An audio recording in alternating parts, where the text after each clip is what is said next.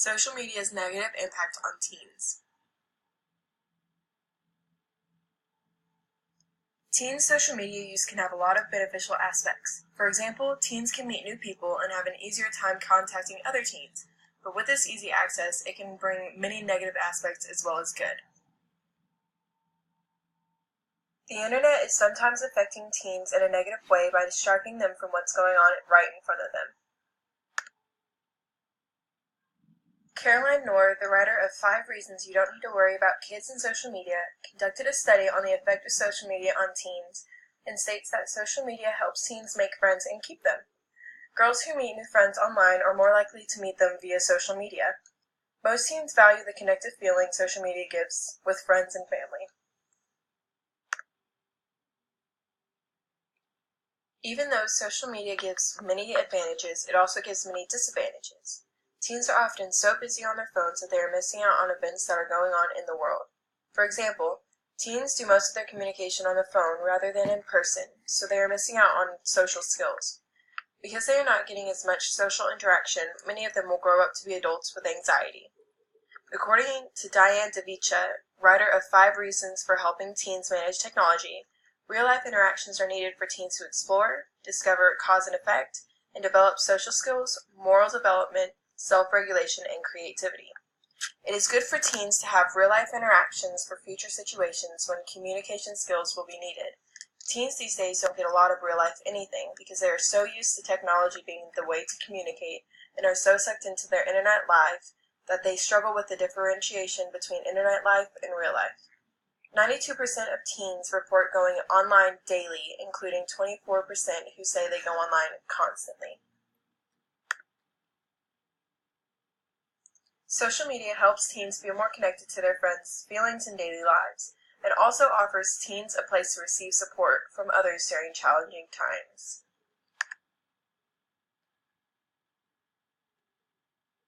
But, according to Rachel Emick, writer of How Using Social Media Affects Teenagers, a danger teens come across with using social media is that communicating is more indirect, so it is easier for other teens to be cruel. Many teens in the U.S. are encountering some hurtful behavior. It is easy for peers to promote violence and make people depressed or have body dissatisfaction. This cyberbullying is promoting anxiety and lowering self-esteem in teenage lives. No parent wants to see their teens get bullied, and that is what a lot of teens are exposed to with social media. David Keller, a senior at Leonard High School, says that social media is an easy way for people to bully someone because there is less at stake when it is over the phone and because the ones bullying teens aren't seeing or hearing the effect of their words. With social media and technology in general being so resourceful, it can help teens develop their identities.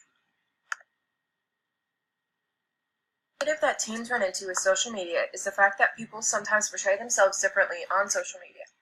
Whether it be just making it look like they live this lavish life, or just becoming a completely different person altogether. Teens feel the need to show their best selves when posting on social accounts like Snapchat, Instagram, Twitter, Facebook, etc.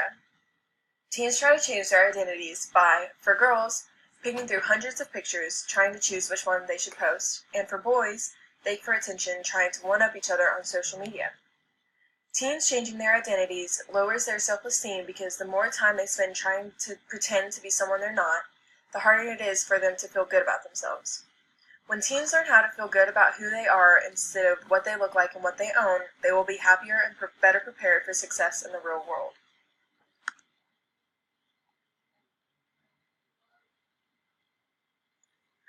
Today, the relationship between teens and parents sometimes isn't going well. 60% of teens admitted that they had created an account their parents don't know about in order to use an app, social media site, or other online service. Only 13% said their parents were aware of their online activities. Because parents sometimes aren't aware, many don't realize when their kids are having problems with cyberbullying, while their teen is struggling to handle it on their own. Teens need secure human relationships to anchor and guide them from infancy through adulthood. Yet both teens and adults say they spend too much time on their phone instead of in-person connections. Cynthia Stacy, a senior at Leonard High School, says that when she is with family, she tends to be on her phone with her friends or checking what is going on via social media, rather than spending time that she won't get back with her family. Cynthia isn't the only one in her family who seems to do this. She says that her little cousins, who have just recently gotten their phones, play on their phones instead of outside or just each other's company. There are many ways to fix the amount teens are on their phone, like setting a family time during which everyone puts up their phone and everyone enjoys each other's company, or having a few hours of the day where everyone has to go and play outside and get fresh air.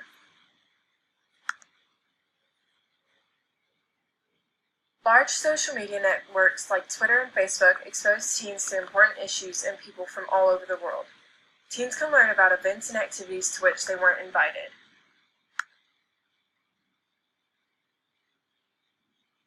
It's beneficial that teens can now keep up with current events and real-world problems, but they aren't always accurate and true. It is hard nowadays to trust social media because sometimes they will make up a story that appeals to the media rather than it being actual. Because teens never can be fully sure that what they are reading is true, it can make some of them have trust issues.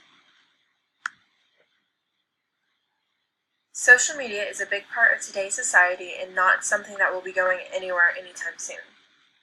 Many people only see the advantages of social media, but for teens it can be harmful since they are still young and susceptible to the negative aspects of it.